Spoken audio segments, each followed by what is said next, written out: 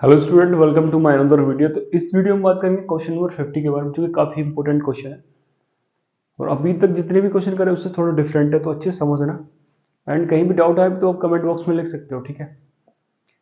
अभी आपको बोल रहा है कि for what value of n, कोई एन की ऐसी वैल्यू है n the term of two AP, दो एपीज में, जो कि आपको दे रखा है। फर्स्ट एपी ये दे रखा है एंड सेकंड एपी ये दे रखा है, वहां पे इक्वल है। इक्वल से मतलब क्या है, इसका जो सपोज करो nth टर्म होगा और इसका जो nth टर्म होगा वो इक्वल है। समझ में आ रहा है?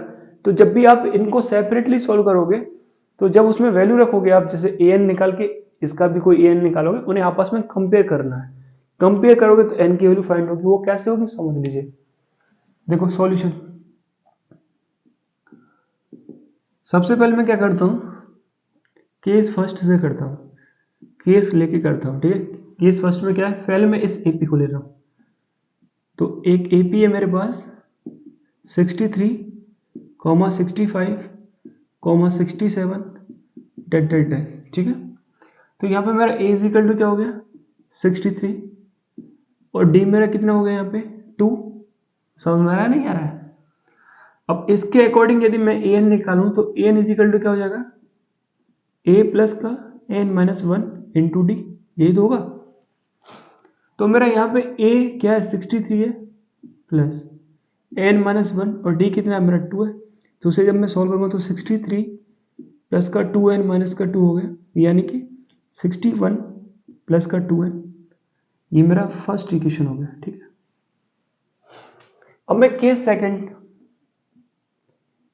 सेकंड लेके कर रहा हूं। तो यहाँ पे मेरे को एक और एपी है, मेरे पास क्या है वो एपी 3,10,17 डेट, ठीक है। ये मेरे पास एक एपी है, ठीक है। इसके अकॉर्डिंग ए इक्वल टू क्या हो गया 3 एंड डी इक्वल टू क्या हो गया 7।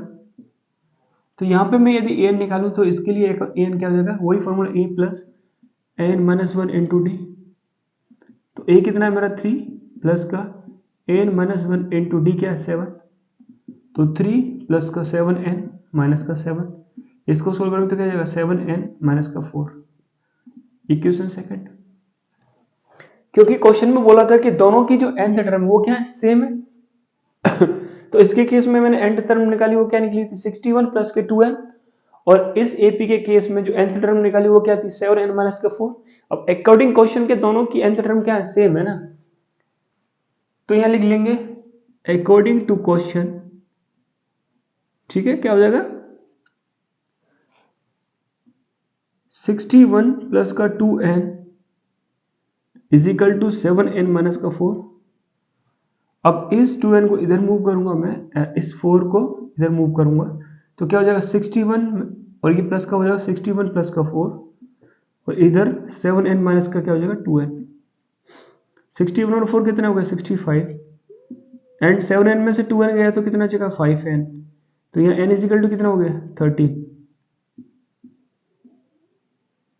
इसका क्या मतलब हो गया कि जो 13th टर्म है n इज इक्वल टू 13 है, वो दोनों एबी में क्या है सेम है।